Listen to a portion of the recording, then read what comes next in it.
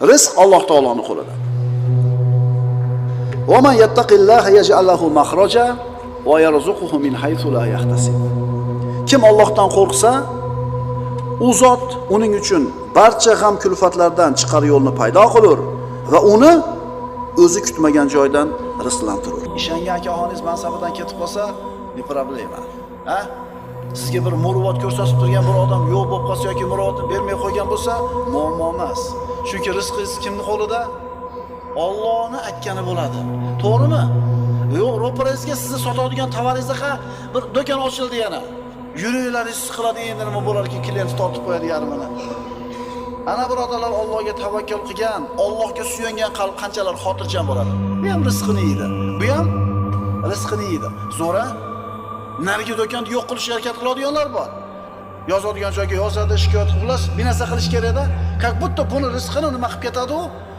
Birodar, xotirjam bo'ling. Rizqingiz peshonangizga yozilgan. 120 kunga to'lganingizda. Ko'pi ham kelmaydi, ozi ham kelmaydi. Rizq bu odamlarni doim o'ylantirib kelgan, doim boshini qatirib kelgan va hayotini asosiy vaqtini egallagan mavzu. Rizq haqidagi insonning tasavvuri, o'lchovi, tushunchalari to'g'ri bo'lgandan keyin hayotida osudalik bo'ladi. Rizq haqidagi tasavvuri to'g'ri bo'lgandan keyin inson halolga o'zini uradi, haromdan taqvo qiladi.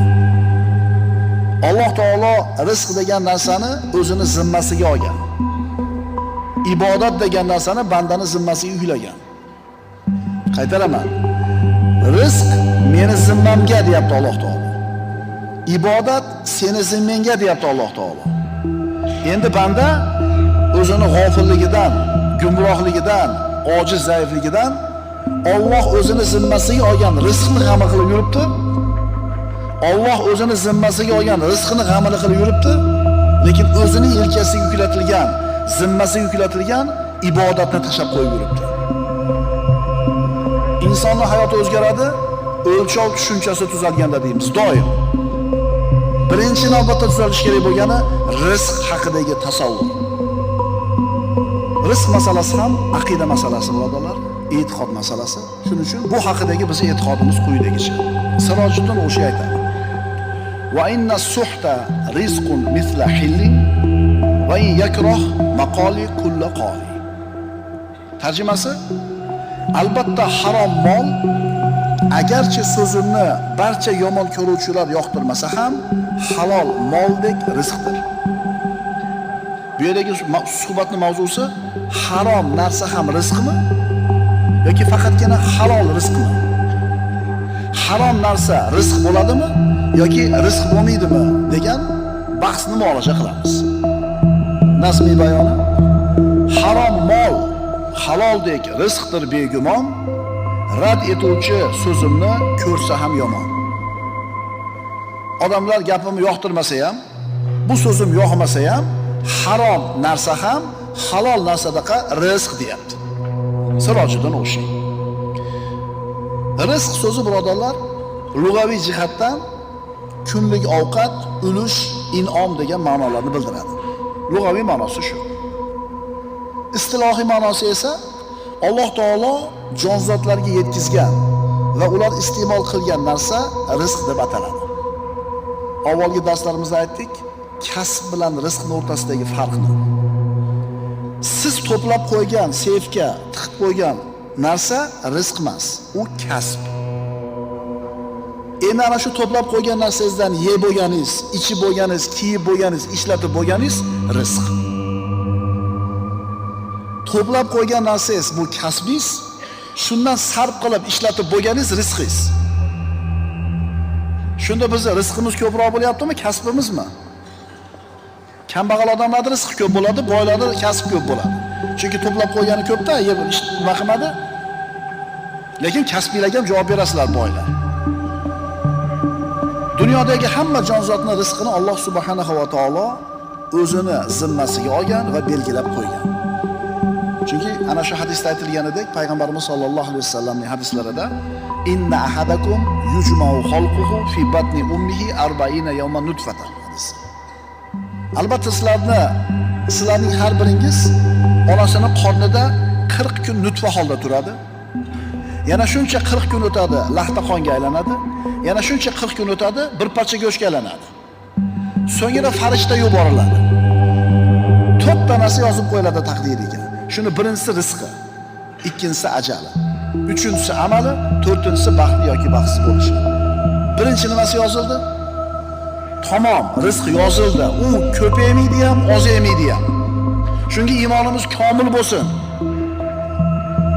Bizni rizq haqidagi tasavvurlarimiz, tushunchalarimiz, ilmimiz noto'g'ri bo'lganligi uchun hamma narsani tashlab qo'yib turib faqat pul topish bilan yuribmiz. So'folloh bobomiz aytadiki, qidirg'on birla rizqing qatrab toshmas, ketar qadring qadardan hargiz oshmas. Har qancha joningni jabborga berma, o'zingni o'tdan cho'q urma, yozilganidan oshiqcha rizq ola olmaysan. Ketar qadring qadardan hargiz oshmas. Taqdir qilingan kun bor, o'ladigan kuning, o'shundan bir kun ham oshiqcha yashamaysan. Ajalidan 5 kun burun o'libdi. Shu gap to'g'ri ekanmi? Ajalidan 1 sekund burun ham 1 sekund keyin ham bo'lmaydi. Fa idza jaa ajaluhum la yastakhiruna sa'atan va la yastaqdimun dedi Alloh taolo. Qachonki ularning ajallari kelganda 1 soat oldiga ham, 1 soat orqaga ham sura olmaydilar. Shuning uchun men aytayapman-ku, mana rizq haqidagi tasavvurni tuzatib oling-da, xotirjam bo'lib qolasiz. Muhimi ishlayapsiz. Muhimi rizq sababini qilyapsiz. Muhimi halolsiz. Ibodat qilyapsizmi? Endi bu yog'i yozilgani bo'ladi. Biz ham odamlardaqa yashamaymiz. Noto'g'ri savol bu. Sen odamlardaqa yashamaysan. Sen taqdiringga yozgandaqa yashaysan. Sen yozilgan rizqni olasan. Faqat u rizqni barakali qilib olasan yoki bebaraka qilib olasan. Shunga qanoat hosil qilib olgin-da. Shunda seni hech narsa qo'rqitmaydi, hech narsa cho'chitmaydi. Ibn Atolloh Sakandari Hikomil Atoyada shunday deydi. Alloh senga kafolat bergan narsa yo'lida bor kuching bilan tirishib, sendan talab qilgan narsa yo'lida hafsalasiz bo'lishing qalb ko'zing ko'rligiga dalildir. Tushunarlimi? Alloh taqdiringga yozib qo'ygan, rizqing Allohning zimmasida. Alloh o'zini zimmasiga olib qo'ygan narsani topish uchun bor kuchingni sarflayapsan. Endi ibodat seni bo'yningga deb yozib qo'ygan. Bu narsaga beparvo bo'layotganliging qalbingni ko'zini ko'rligi deyapti. Qalbini ko'zi ochiq odam aytadi. Yozilgan rizq bor.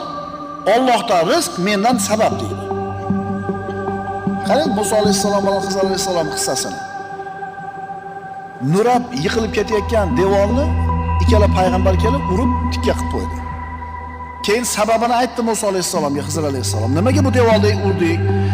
Egasini topib xizmatini olmaymizmi, haqqini mehnat qildik deganida, bu devor ikkita yetim bolaning devori edi. Tagida xazina bor edi. Agar devor yana nurashda davom etsa, xazina ochilib qoladi-da, odamlar talon-taroj qilib yuboradi. Lekin bu oltin ana shu ikkita yetim bolaning rizqi. Ulardan boshqasi olishi mumkin emas. Alloh yozganmi? Bu bolalar nimani biladi? Bilmayapti ikkita payg'ambar kelib devorni tikka qilib qo'yayotganligini. Nima uchun bunday bo'lyapti? Alloh xohlaganda rizqini olishini shu bolalar. To balog'atga yetib, shu xazinasini chiqarib olishligi uchun Parvardigoring devorni urib qo'ydi, devorni urdi deydi. Tushunaylik rizqni nimaligini. Rizq deb o'lib olmaylik. Bir reys deydi, Rossiyaga borib kelsam bo'lib ketardi. Falonchi bir reys borib kelib bo'lib ketdi deydi. Endi o'sha Rossiyaga bir reys borib bo'lib ketgan odam bu yoqda boshqa ish qilganda ham bo'lib ketishini yozgan ekan Alloh. Alloh unga bo'lib ketishini yozgan kun keldi, shuning uchun bo'lib ketdi. Agar mana Hammom pista sotganda ham, g'isht sotganda ham o'sha bo'lib ketar edi. Shuni tushuninglar. Yolg'on gapirib rizqimizni ko'paytira olmaymiz. Rost gapirib rizqimizni qisqa qilib qo'ya olmaymiz. Qaytaramiz. Alloh senga kafolat bergan narsa yo'lida, Alloh kafolat bergan narsa yo'lida bor kuchingni sarflab, tirishib, sendan talab qilingan narsa yo'lida, ibodat yo'lida hafsalasiz bo'lishing qalb ko'zingni ko'rligiga dalildir. Tushunarlimi? Yozgan keladi. Yozilmagan kelmaydi. Yozilgan bo'lsa, qayoqqa qochay? Yozilmagan bo'lsa, nimadan qo'rqay? Sportsmenlar yutkizib qo'ydinglar. Yugurdik 90 minut, jonimizni jabborga berdik. Xullas, bor kuchimiz sabab yutkizdik. Endi nima deyish kerak?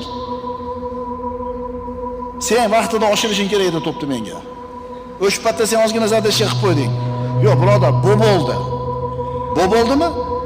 Qaddarallohu ma za sha'a thumma fa'ala deydi musulmon.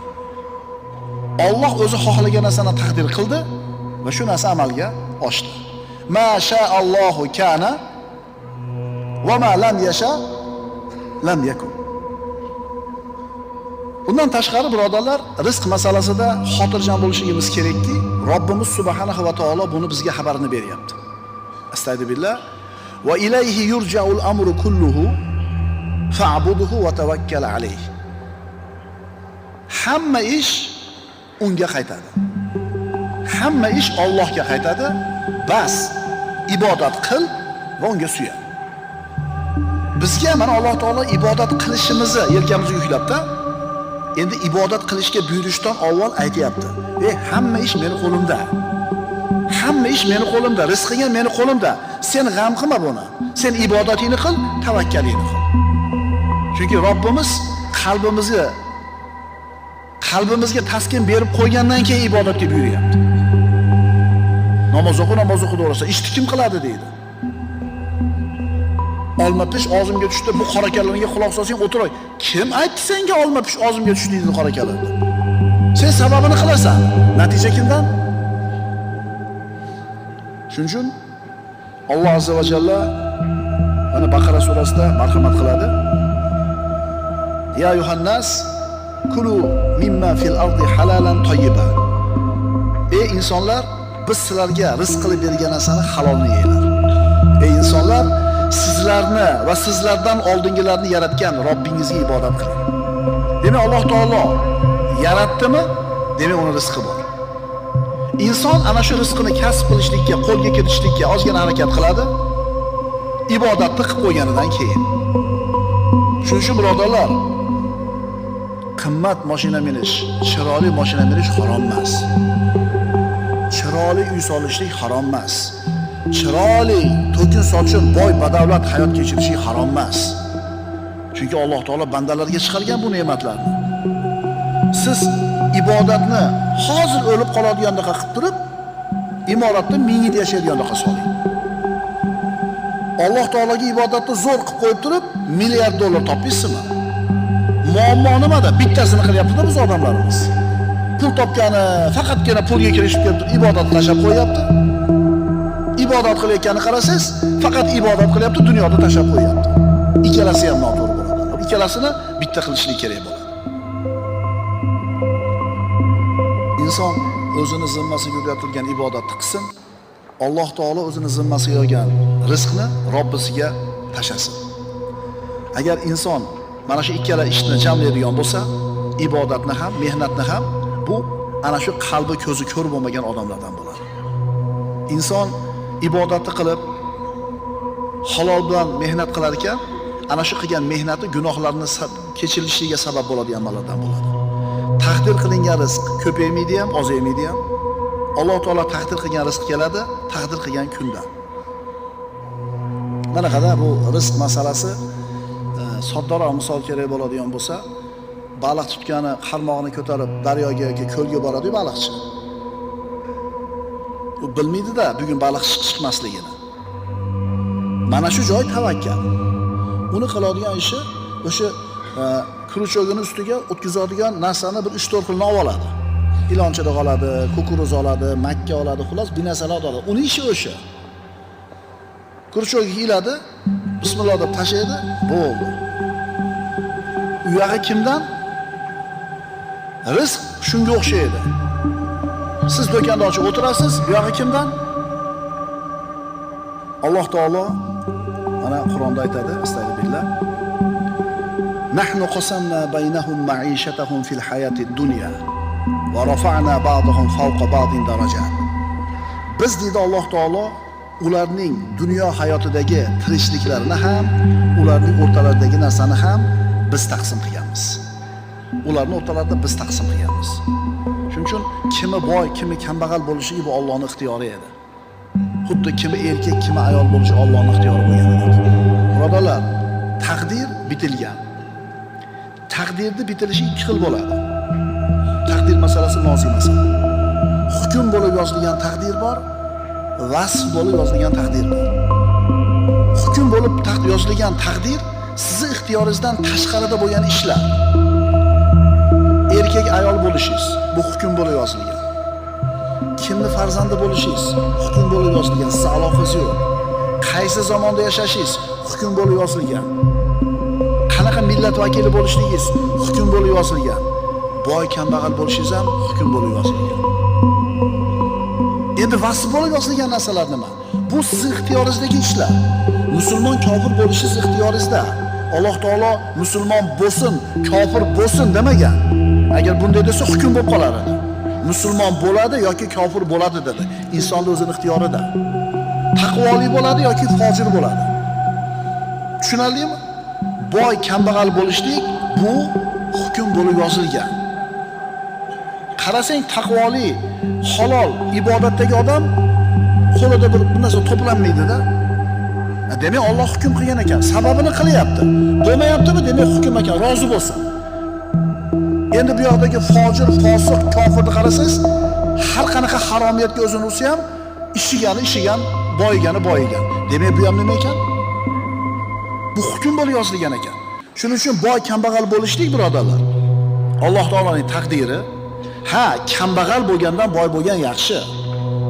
Payg'ambarimiz kambag'allikdan panoh tilaganlar. Boy behojat, badavlat bo'lib yashashlik Allohdan so'raladi. Xo'p, sababini qilsangiz bermayaptimi? Endi rozi bo'ling. Inson Alloh taqdir qilgan rizqdan oshiqchani ham, kamni ham olmaydi dedik. Faqat insonning qo'lida ana shu rizqini halol yoki harom qilib olishlik ixtiyori bor xolos. Bugun $1000 topilishi yozilgan, bu hukm. Endi uni halol yoki harom bo'lishligi, barakali bo'lishligi vasf. Tushunarli bo'ldimi? Bugun $1000 topishingiz yozgan, bugun topasiz, bu hukm. Hukm bo'lib yozilgan. Endi uni halol, harom bo'lishligi, barakali, bebaraka bo'lishligi vasf bo'lib yozilgan. Siz tanlaysiz. Harom yo'l bilan topganingizga javobgar bo'lasiz. U $1000 siz harom yo'l bilan olganingiz uchun harom bo'ldi. Agar halol yo'l bilan olganingizda bu halol bo'lar edi. O'shuning uchun Sirojiddin o'sha aytdi-da, harom ham halol kabi nima? Rizq. Alloh taolo falonchiga halol yo'l bilan rizq berdi, falonchisiga harom bilan rizq berdi deyilmaydi. Bu noto'g'ri. Ikkalasi ham bitta rizq edi. Faqat inson o'zi hal qilib oldi. Qaysi tomondan olishlik bilan. Mu'tazili firqasi rizq mutlaqo Alloh tomonidan ato qilinadigan narsa. Shuning uchun u zot ato qilgan narsani harom deb bo'lmaydi deyishgan. Alloh tomonidan berilgan narsa harom bo'lmaydi. O'shuning uchun harom rizq emas deydi ular. Endi ahli sunna nima deb javob beradi? Rizq Alloh tomonidan ato etilishiga nisbatan aslo harom deyilmaydi. Balki banda uni man qilingan yo'l orqali iste'mol qilgani va dunyo va oxiratda unga zarar keltirgani uchun harom deyiladi. Chunki hamma narsa Allohning mulki bo'lib, u zot o'z mulkida xohlagan narsasiga hukm qiladi. Tushunarlimi? Mu'tazililar aytayapti, haromdan topilgan rizq emas deyapti. Chunki Alloh bergan narsa harom bo'lmaydi deyapti. Endi ahli sunna aytayapti, yo'q, Alloh tomonidan kelgan rizq deyiladi. Banda unga qaysi tomondan yondoshganiga qarab turib harom yoki halol deyiladi. Bandani fe'li uni halol harom qilyapti. Alloh taolo aytadi, astagfirullah, "Va ma min dabbatin fil ardi illa alallohi rizquha." Yerda o'rmalaganki narsa bor, uni rizqi Alloh taoloning zimmasida. Ana shu toshning ostidagi qurt, uni rizqini Alloh yozgan. Alloh beradi rizqini. Siz bilan biz inson toifasi. Alloh taolo rizqimizni kafillagan. Dengizni tagidagi bir kunda 50 tonna ovqat yeydigan kit, uni ham rizqini Alloh taolo o'zining zimmasiga olgan. Kim nima rizq yeyotgan bo'lsa, Alloh bergani uchun yeyapti. Bu Allohning zimmasida. Alloh taolo mana shu mahluqotlarni yaratuvchisi o'zimi, rizqini beruvchisi ham o'zi bo'ladi. Shu o'rinda harom rizq ham Alloh tomonidan berilgan rizq ekan. Endi shu harom rizqni topgan odamga nimaga jazo beriladi degan savol tug'iladi. Javob yuqorida bo'ldi. Banda Alloh taqdir qilgan rizqini harom yo'l bilan oldi. Bu rizqni o'zi fe'li bilan harom qildi. Mana shu harom yo'lga kirganligi uchun javobgar bo'ladi. Alloh harom rizq bermaydi. Banda rizqini nima qilib oladi? Harom qilib oladi. Alloh taolo aytadi: "Ey odamlar, yerdagi halol, pok narsalardan tanovvul qilingiz." Mana buyruq. Yerda halol narsa ham bor, harom narsa ham bor. Halolini ye deyapti. Rizqing to'g'ri bo'lib keldi. Haloldan yesang halol bo'ladi, haromdan yesang harom bo'ladi. Demak, inson ana shu halolni ye degan buyruqqa bo'yin sunmaganligi uchun bu dunyoda ham, oxiratda ham mana shu ishiga nima bo'ladi? Javobgar bo'ladi. Aqoidun Nasafiyada rizq haqida shunday deyiladi. Harom ham rizqdir. Hamma o'z rizqini halol bo'lsin yo harom bo'lsin, to'la to'kis oladi.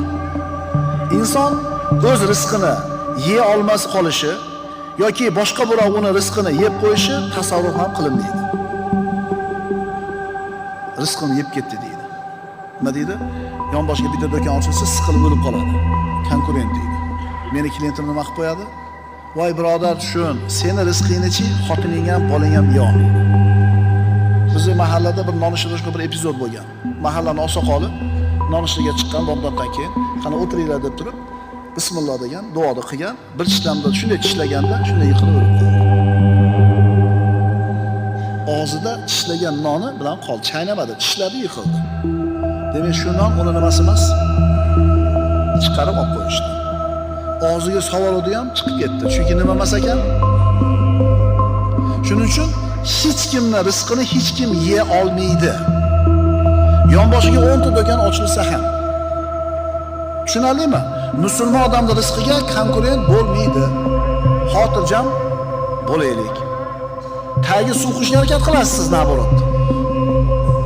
Unga shikoyat qilasiz, unga pul berasiz, xullas ma do'konni yopib ber, yo'q qiladi deysiz. Aytdi-ku boshida rizq haqidagi nima tuzalsin?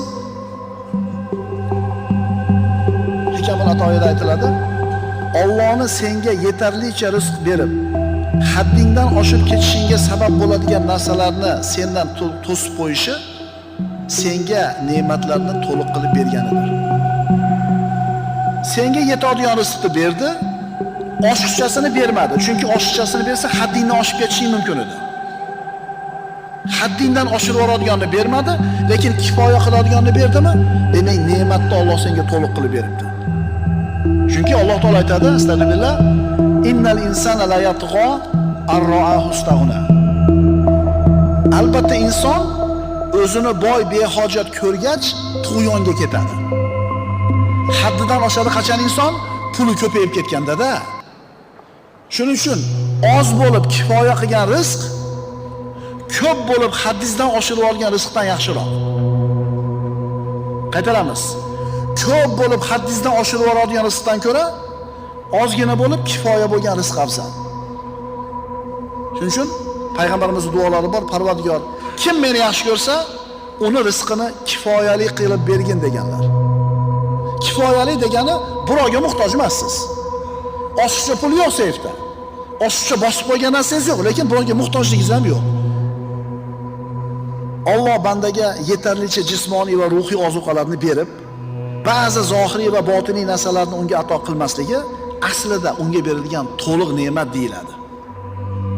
Chunki tirikchilik uchun bir narsa topolmaslik insonni odamlar oldida xorlanishiga sabab bo'lsa, tug'yonga ketkazadigan narsalarni ato qilishi uni dunyosini ham oxiratini ham boy berishiga sabab bo'ladi. Shuning uchun kimga tirikchiligiga yetarli narsalar berilgan bo'lsa, tug'yonga ketkazadigan oshiqcha narsa berilmagan bo'lsa, unga ne'matlar nima qilinibdi? To'liq qilib berilibdi. Agar shu shablon bilan qarasak, juda ko'pchiligimizga Alloh taolo ne'mati to'liq bo'lib turibdi. Rizq tushunchasi haqida e'tiqodimiz: va inna suhta rizqun mithlu hillin va in yakrah maqoli kullu qoli. Albatta harom mol, agarchi so'zimni barcha yomon ko'ruvchilar yoqtirmasa ham, halol moldek rizqdir. Harom mol haloldek rizqdir begumon, rad etuvchi so'zimni ko'rsa ham yomon. Payg'ambarimiz sollallohu alayhi vasallam Abu Hurayra roziyallohu anhudan rivoyat qilingan hadisda marhamat qiladilar.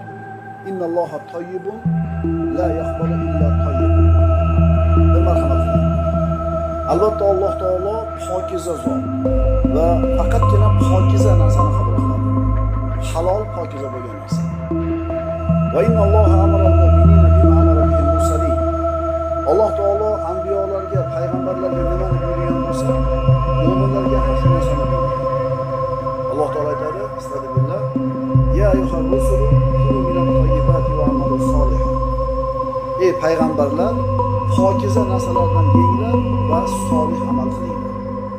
Payg'ambarlarga Alloh taolo pokiza narsa, halol narsalarni yeyishlikni buyurdi va solih amal qilishlikni buyurdi.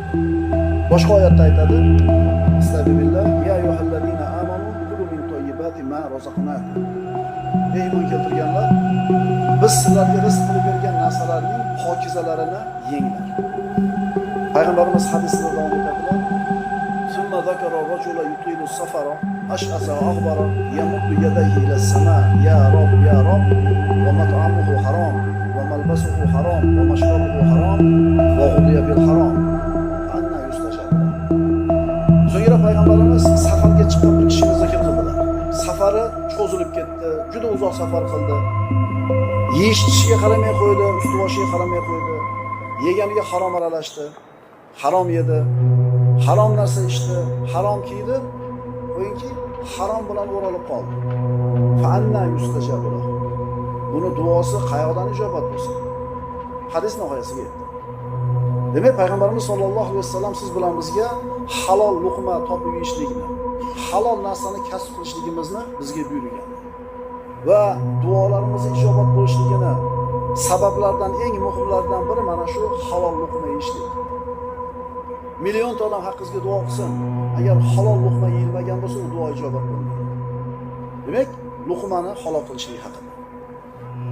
Bu hadis birodarlar dinimizning ulkan qoidalariga asos vazifasini o'taydi.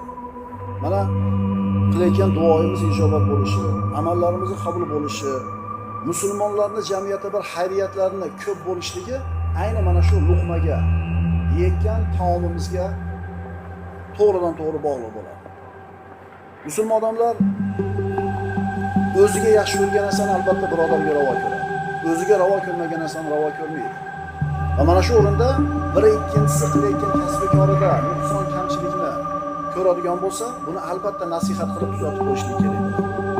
Mana shu halol luqma birodarlar siz bilan bizning osuda hayotimizni garovi bo'ladi. Mana hadisda aytildi, innalloha tayyibun la yaqbalu illa tayyiba. Alloh pokiza zot va pok narsalarni qabul qiladi. Endi pok narsalar nima? Bu so'z bo'lishi mumkin, ihson bo'lishi mumkin, duo bo'lishi mumkin, e'tiqod bo'lishi mumkin. Pokizalik. Hech kim o'zini qalbini nopok deb bilmaydi. Hamma o'zini pok inson deb biladi. Chunki hammani o'zini pokligi degan narsaga qo'ygan o'lchovi bor, o'zini shabloni bor. Ana shu to'g'ri yo'l, pokiza narsa deganda shariatda siz bilan biz o'zimizga andoza qilishimiz kerak. Alloh taolo riyo, kibr, shunga o'xshagan amallar aralashgan bo'lsa, siz bilan biz amalimiz buni qabul qilmaydi. Qilayotgan amallarimiz riyodan, kibrdan, xo'ja ko'rsindan toza bo'lishligi kerak. Qilayotgan ihsonimiz, qilayotgan nafaqamiz, topgan pulimiz halol bo'lsa keyin qabul bo'ladi. Ya'ni kazinoni qurib qo'yib, hoppa pulni haromdan topib turib, undan mahallaga qo'y so'y begizib qo'yish, yo mahallaga asfalt solib qo'yish, transformator qo'yib qo'yishlik, bu amal qabul bo'lmaydi. Tushunarlimi? Shuning uchun infoq qilayotgan odam qayerdan pul topayotganiga qarashlik kerak. Agar harom bo'ladigan bo'lsa, bu amali qabul bo'lmaydi. 100 ta qo'ysangiz ham 1000 ta qo'ysangiz. Payg'ambarimiz aytdilar: "Ey insonlar, Alloh taolo pok zot va faqatgina nimani qabul qiladi? pok narsani qabul qiladi. So'zlarning pokizasi bor, habisi bor. Alloh taolo mana shu so'zlarni pokiza va habisga bo'ldi. Aytadi astagfirullah, ilayhi yas'adul kalimut tayyibu val amalus solihu yarfa'u. Alloh taoloning huzuriga faqatgina pokiza so'z yuksaladi. Hayotda pokiza o'tgan insonlar hayoti pokiza bo'lgan, osuda bo'lgan, osoyishta bo'lgan. Yana ularga o'lim soati yetgan paytda luqmasini pokiza qilgan, amalini pokiza qilgan insonlarga malaikalar ro'para keladi. Astagfirullah. Allazina tatawaffahumul malaikatu tayyibin yaquluna salamun alaykum udkhulul jannata bima kuntum ta'malun. Ular pokiza bo'lgan hollarida farishtalar ularning jonlarini olar ekanlar. Ya'ni pokiza yashab o'tgan insonning jonini farishtalar olayotganda nima deydi? Man ahabba liqa Allohi ahabba Allohu liqa'ahu dedilar Rasululloh. Kunlarni birida. Kim Allohga yo'liqishlikni, Allohga ro'baro bo'lishlikni xohlasa, Alloh unga ro'baro bo'lishlikni xohlaydi, yaxshi ko'radi. Endi kim Allohga ro'baro bo'lishlikni yomon ko'rsa, Alloh ham u bandaga ro'baro bo'lishlikni yomon ko'radi. Shunda Oysha onamiz roziyallohu anha, "Ya Rasululloh, Allohga ro'baro bo'lishlikni hammamiz xohlaymiz, lekin o'rtada o'lim bor. Endi o'limni yomon ko'ramiz. O'limni yomon ko'rganligimiz Allohga ro'baro bo'lishlikni xohlamayotgan yoki yomon ko'rayotgan bo'lib qolmaymizmi?" deb so'radi. Kim xohlaydi o'limni? Aytinglarchi. Hammamiz xohlaymiz. Shunda payg'ambarimiz unday emas. Mo'min odam, solih odam, pokiza odam dunyodan ketar soatida Alloh azza va jalla bu bandani ko'zga yetadigan joyga uning xaridorlarini ko'rsatib qo'yadi. Jannatdan kafanlilar olgan, oppoq yuzli, insonga juda bir qalbiga yoqadigan suratda farishtalar keladida, xaridorlarni ko'rgandan keyin o'limdan ko'ra yaxshiroq narsa bo'lmay qoladi. Ana shunday pokiza inson dunyodan chiqar ekan, farishtalar aytadi, sizlarga tinchlik, omonlik bo'lgay. Endi qilib o'tgan amallaringiz sababli jannatga kirmaysizlar. Tushunarlimi?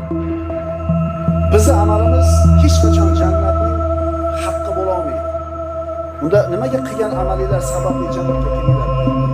Jannatga hech kim qilgan amali bilan kira olmaydi dedilar Rasululloh. Vala anta ya Rasululloh, sizning amalingiz ham yetmaydimi deganda, meni ham amalim yetmaydi. Illa an yataghammadani Alloh bi rahmatihi. Faqat Alloh meni o'zining rahmati bilan qamrab olsa kiraman. Bunda amal nima uchun desa, jannatdagi darajangizni bildi. Demak, jannatga Alloh rahmati bilan kiramiz. Buni hal qildik. Endi darajangizni belgilanishiga amalingizga bog'liq. Albatta bu pokiza amal qilgan insonlar uchun. Ibn Rajab Hanbali aytadi, payg'ambar alayhisalom faqat pokiza narsani qabul qiladi degani, mo'minning qalbi ham, tili ham, tanasi ham pok bo'ladi. Uning qalbida iymon bo'ladi, tili zikr, duoda bo'ladi, a'zolar bilan esa solih amallarni bajaradi.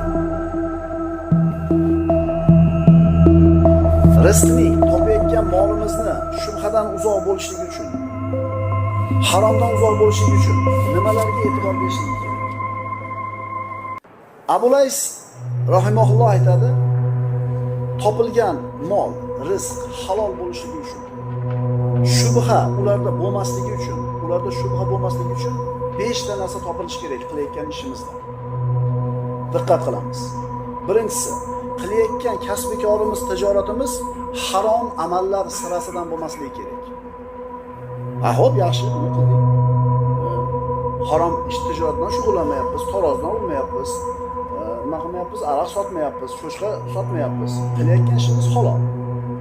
Bormi? Bor, alhamdulillah. Ikkinchisi, qilayotgan kasb-koringiz sizni farz amallardan to'smasligi kerak. Namozdan, ro'zadan, siz uchun farz bo'lgan amaldan to'smasligi kerak. Buni ham qilyapmiz. Yaxshi. Buni ham uddasidan o'tdik. Uchinchisi, siz qilayotgan kasb-koringiz haloyiqqa ozor yetkazmasligi kerak. Nima deb tushunamiz bu? Nima deb tushunamiz? Haloyiqqa ozor bo'lmasligi kerak. Bir odam shaharda o'rtasidagi uyda 20 ta buqa boqadi. Halol tijoratmi? Halol tijorat. Lekin shu ishidan qo'shnilari ozor chekadimi, yo'qmi? Demak, shubha kirib qolyapti molingizga, birodar. Sizning ishingiz nima? Men o'zim uyimda qilyapman, halol tijorat qilyapman. Halol tijorat, lekin aziyat chekyaptimi qo'shnilar? Harom deb aytgani qo'rqamiz, lekin shubha aralashdi. Baraka topmasangiz, xafa bo'lmang. Minglagan misol keltirishimiz mumkin. Yoki bo'lmasam yog'och usta uyga shubhaza to'y to'lab olgan, kechasidan listing qilib chiqadi. Qo'shnilar shovqin-surondan ozor chekyaptimi? Ozor chekyapti. Ko'chani o'rtasiga ko'mir to'kib qo'yib turib, hozir mana qish kunida ko'mir sotyapti ayrim odamlar. Mahalladagilar ozor chekyapti, bundan yo'qmi? Biz halol tijorat qilyapmiz, bizni tirikchiligimizda nima qilaylik deydi. Akalar, islom voqea din, u reallik din. Hayotda bo'layotgan muammolarni konkretni bizga tilda reallik yechimini beradi. Siz ko'chani o'rtasiga ko'mir to'kdingiz. Mashinalar qisilib o'tyapti, bir. Changityapsiz. Odamlar uyga chang kelyapti, 2. Kelinlar kirni yoyib qo'ygan. Nima bo'lib ketyapti? Qora ko'y bo'lib ketyapti, 3.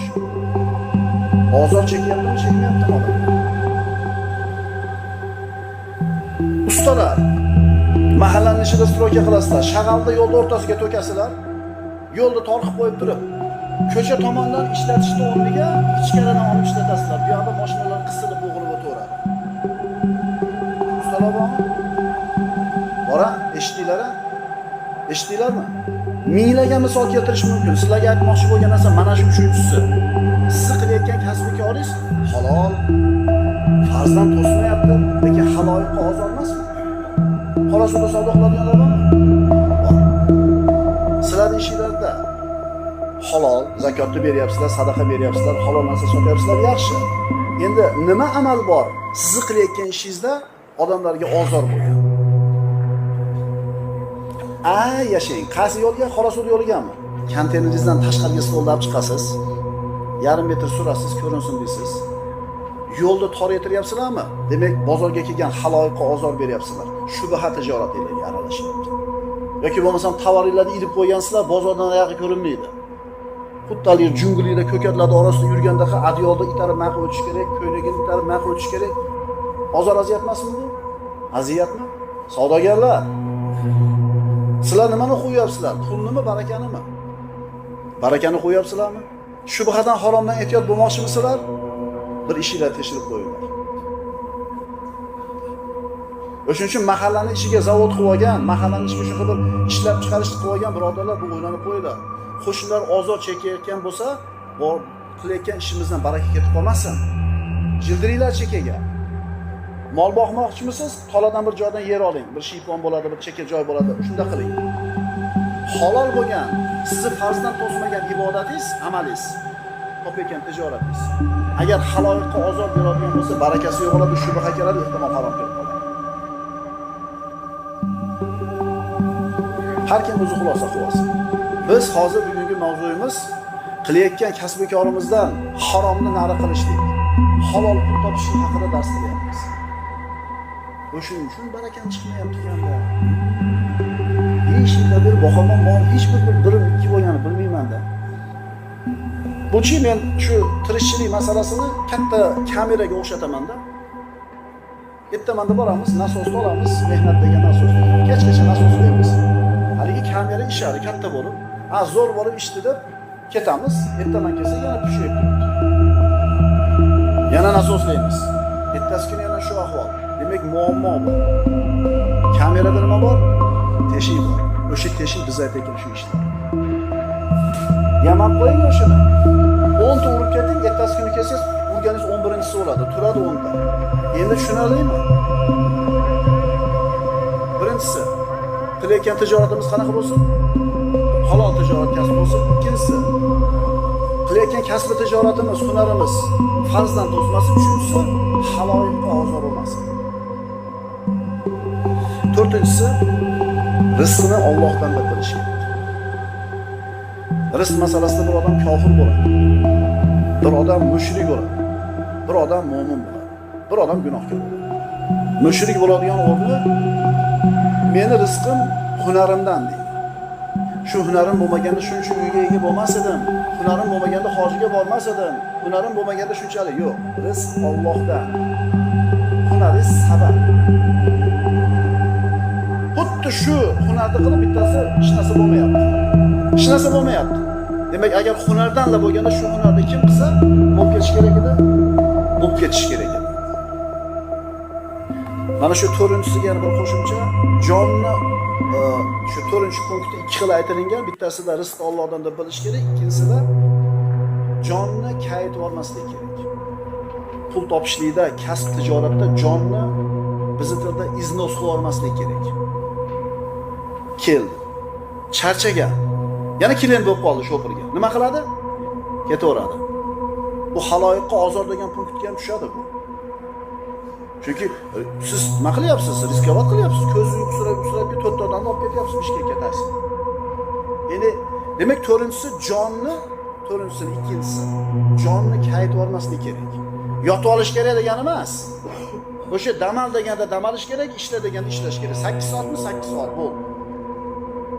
Siz o'ylaysizki, shu uyqusirab bir marta borib kelsam katta pul topaman deb o'ylayapsizmi? Barakasi ketdi. Eskilar. Ajoyibda. Bitta ketmon bilan, bitta tesha bilan 4 ta o'g'lini uylab, 4 ta qizini chiqargan, ikkitasini institutda o'qitgan, uylab joylagan, bitta ketmon yoki bitta tesha yetgan shu. Chunki baraka bor ular. Hozir bitta xonadonda 8 ta, 7 ta odam ishlaydi. Yetishmovchilik, kamchilik o'shuncha. Baraka o'zi nima edi?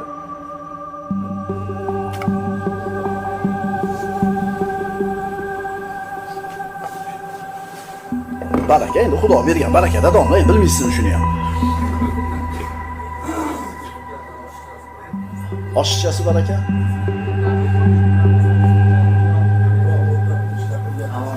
Uzoq muddat ishlatilgan narsa. Ha, xo'p. Opada desam qolgan ketmon bor. Ishlayapti hali ham. Siz undan beri 8 ta ketmon olib chiqdingiz, yo'q oldi, sizda bir olib ketib bermay qo'yib yo'q. Opada desa ketmoni turibdi. Ustiga soplab bergan tesha bor. Sopi ham singan yo'q, ishlayapti hali ham. Baraka bir narsaning ustida ilohiy xayriyatni davomiy bo'lishi. O'zingizlarga qaytarib olinglarchi. Ko'p degan so'z yo'q bu yerda.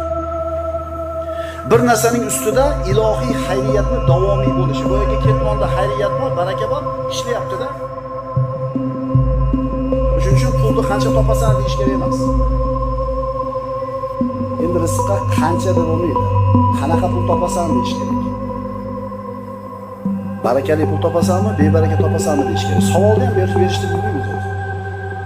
Berishdiga demak, rizqimizda shubha yo'q bo'lishligi uchun, harom yo'q bo'lishligi uchun, barakot bo'lishligi uchun birinchi navbatda qilayotgan ishimiz halol ish bo'lsin. Ikkinchisi, Allohning farzlaridan to'smasin. Uchinchisi, haloyiqqa ozor aziyat bermasin. To'rtinchisi, rizqni Allohdan deb bilaylik, jonni oshiqcha unutirib olmaylik. Va beshinchisi, topayotgan kasb-korimizdan albatta infoq ihson qilishni esdan chiqarmaylik. Infoq deganda birodarlar faqat pulni tushunmaylik. Faqat pulni tushunmaylik. Ha, pul ham infoq. O'sha nima deymiz? 2 lopatga nonroq qilib qo'yib qo'ydik. Shu ham infoqsiz. Siz o'zingiz qilishingiz kerak bo'lgandan ozgina ko'proq qilib qo'ysiz, mana shu infoq.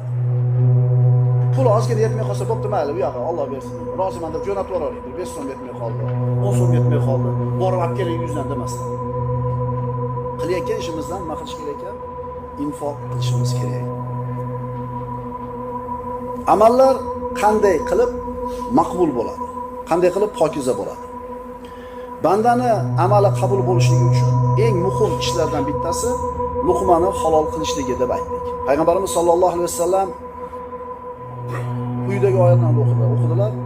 Ey odamlar, yerdagi halol, pok narsalarni yenglar.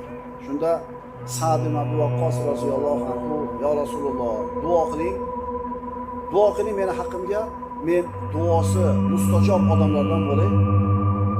Juda katta narsani so'radi shu yerda. Juda katta narsani o'ziga so'radi. Agar hozir Nabiy sollallohu alayhi vasallam omin Parvardigor Sa'dning duolarini mustajob qilgan deb duo qilsalar, aniq mustajob bo'ladi va bu faqat Sa'd ibn Abi Waqqasga bo'ladi. Ammo rahmat nabiysi bo'lgan payg'ambarimiz Muhammad Mustafa sollallohu alayhi vasallam Sa'd ibn Abi Waqqas so'ragan narsani emas, undan yaxshiroq narsani berdilar va hammaga berdilar. Aytdilarki, ya Sa'd, atib mat'amaka takun mustajaba da'va.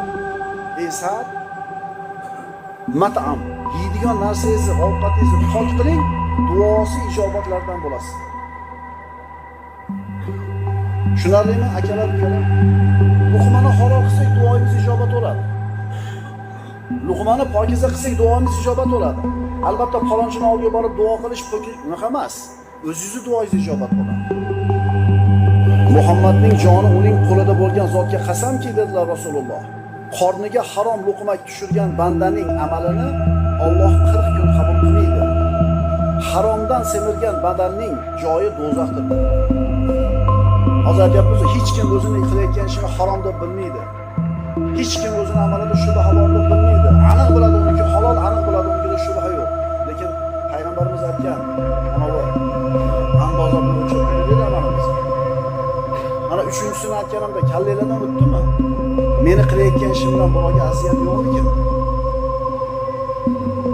Alloh taolo harom yegan kishining namozini qabul qilmaydi deb Abdulloh ibn Abbos roziyallohu anhu aytadi. O'zi Alloh taolo dunyoda o'zlari berib qo'yadi mukofotni. Qo'shtirnoq ishida mukofot. Qabul bo'lmaydi degani birodarlar, ajri bo'lmaydi deb tafsir qiladi. Mana shu hadisni ayrim ulamolar. Masalan, o'sha harom nonni, harom luqmani yeb namoz o'qigan odam namoz o'qidi degan belgi bo'ladi, lekin uni ajri bo'lmaydi. Uni mukofoti bo'lmaydi. Namoz o'qiydi, hayotida baraka bo'lmaydi. Namoz o'qib duo qiladi, duosi ijobat bo'lmaydi. Hayotida osonlik, osoyishtalik. Alloh taolo o'zi xohlagan bandasini rizqini behisob beradi. Rizq mavzusi har doim dolzarb bo'ladigan mavzu. Chunki nima deb yuramiz ko'chada? Rizq deb yuramiz. Alloh taolo aytadi, astagfirullah, va ma min dabbatin fil ardi illa alallohi rizquha. O'malagan jonivor borki, uning rizqi Allohning zimmasida. O'malagan jonivorki bor. Bu jonivor qushmi, baliqmi, parrandami, darandami, nima, odammi? O'malaganki narsa bor, rizqi Alloh taoloning huzurida. Alloh taolo bu yerda odamlarning rizqi meni qo'limda demadi. Yoki baliqlarning rizqini men beraman demadi. Umuman joni bor, rizq talab qiladiganki maxluq bor, uni rizqi Alloh taoloning qo'lida. Agar bir sinfga kirib turib, shu sinfda o'tirgan o'quvchilarga qarab turib, mana shu o'quvchilarga menda hadiya bor desiz, shu sinfda o'tirganlarni tushunasiz. Endi 3-4 tasi kelmay qolgan bo'lishi mumkin. Ular unga kirmaydi. Endi boshqacha qilib, mana shu sinfning o'quvchilariga menda mukofot hadiya bor desiz, unda kelmaganlar ham shuning ichiga kiradi. Tushunarli bo'ldimi? Demak, Alloh taolo o'malaganki jonivor bor dedi. Bu yerda musulmoni ham, kofiri ham kiradi odamlar. Insu jin. Birodarlar, tirik mavjud bormi, rizq talab qiladigan? Hammasi Alloh taoloni beradigan rizq bilan rizqlanadi. Rizq qonunlari harakatlanadi, o'zgarib turadi, sobit turmaydi. Yana bitta qaytaraymi? Rizq qonunlari o'zgarib turadi, harakatlanadi, sobit turmaydi. Oyatlar ko'p birodarlar, mavzu juda ham keng, Allohning hikmati komil.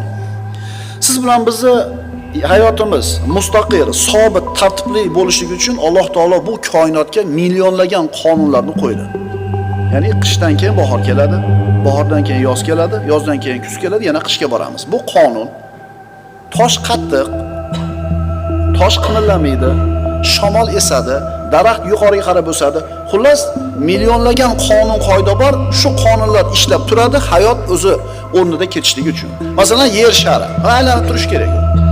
Aylanmasa bilasizmi nima bo'ladi? Quyosh tekkan joylar kuyib ketadi, quyosh tegmagan joy muzlab ketadi. Bu ham bitta qonun. Yerda tosh tortish kuchi bor. Qo'lingizdagi narsani tashlasa yerga tushadi. Shunga o'xshagan millionlagan qonun qoidalar bor, bular o'zgarmaydi. Harakatlanmaydi. Ammo rizq va sihat salomatlik qonunlari bor, bular o'zgarib turadi, harakatlanib turadi. Go'yoki bu rizq va sihat degan qonun siz bilan bizni tarbiyalaydigan Alloh taoloning ikkita bir asbobiga o'xshaydi. Astagfirullah. Va allav istaqomu ala tariqati la asqaynahum ma'an ghadaqa. Robbimiz azza va jalla aytibdi. Albatta agar ular to'g'ri yo'lda ustuvor turganlarida albatta biz ularni mo'l yomg'ir bilan sug'organ bo'lar edik. Walau anna ahlal qura amanu wattaqaw la fatahna alayhim barakatin minas samai wal ard. Agar ana shu shahar yoki qishloq ahli Alloh taologa iymon keltirib taqvo qilganlarida biz ularga osmon va yerdan barakot darvozalarini ochib qo'ygan bo'lar edik. E'tibor bering, rizqini bergan bo'lardi demayapti. Barakot eshigini ochib qo'ygan bo'lar edik. Chunki agar rizqni faqat iymon keltirgan, taqvo qilganlarga beradi desak, bu noto'g'ri bo'ladi. Kofirlar ham yashayapti-yu. Allohni umuman inkor qilayotgan mulhidlar yashayapti-yu. Allohning jufti bor, sherigi bor deyotgan mushriklar yashayapti-yu. Ularga ham rizqini beryapti-yu. Biz bu yerda aytayotgan narsa, agar iymon keltirib taqvoda bo'lsanglar, osmon yerdan baraka eshigini ochib qo'ygan bo'lar edi. Walau annahum aqamut tavrata wal injil wa ma unzila ilayhim min robbihim la akalu min fawqihim va min tahti arjulihim. Keyingi oyat. Agar ular Tavrotga, Injilga va Parvardigorlari tomonidan nozil qilingan barcha narsalarga amal qilganlarida edi, ustlaridan ham, ostlaridan ham rizqlangan bo'lardilar. Demak, 3 ta oyatni o'qidik. Rizq har bitta maxluq hali dunyoga kelmasdan avval uni taqdirga bitib qo'yilgan. Odam bolasining rizqi onasining qornida turganida 121 kunga to'lganida yozilgan. U ko'paymaydi, ozaymaydi. Faqat uni barakotli bo'ladi yoki bebaraka bo'ladi. Alloh azza va jalla mu'minga rizqini yozgan, kofirga yozgandaqa. Faqat mu'min iymon, taqvo, Allohga bo'lgan tazarruda qancha yuksak bo'lsa, Allohga qancha yaqin bo'lsa, barakot shunchalik ulug' bo'ladi. Biz ko'chadan nima qidirib yuribmiz ekan? Rizq qidirishimiz kerak ekanmi biz? Yo'q, rizq yozilgan, u topib keladi sizga. Siz nimani qidirishingiz kerak? Barakotni. Barakot nima edi? Baraka nima edi? Endi rizqingga beradigan barakada domla deydi. O'sha nima shu rizq? Baraka. O'sha bir stakan suvga chanqog'ingiz qonmayapti. 2 stakan ichsangiz qonadi. Agar bir stakanga qongan bo'lsa, demak shu suv barakali ekan. Bir qop un, bitta tandir, 4 ta bola, o'sha xotin. O safar 1 oyga yetdi non. O'tgan safar 3 haftaga yetildi. Demak, mana safarga un nima bo'ldi? Barakali bo'ldi. Baraka degani nima emas ekan? Ko'p degani emas ekan. Agar musulmonlar ham Robbilari ularga bergan Qur'onni, shariatni, Robbilari ulardan xohlagandek tatbiq qilishganida, mana shu rizqlarga barakot kelar edi hammasini. Osmondan ham yerdan rizqini Alloh taolo barakotli qilgan bo'lar edi. Lekin inson juda ham shu bir muhim joyi, qilgan gunohi sababli ayrim rizqidan mahrum bo'lib qoladi. Odam bolasi qilgan gunoh sababli barakotidan mahrum bo'lib qoladi. Ayrim rizqidan. Agar qilgan gunohi tufayli rizqidan mahrum bo'ladi desangiz, kofirlar o'lib o'lib ketishi kerak.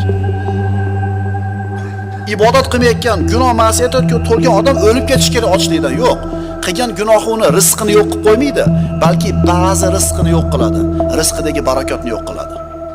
Kelishdiga? Demak, Alloh taolo rizq qonunlarini o'zgarib turadigan, harakatlanadigan qilib qo'ydi.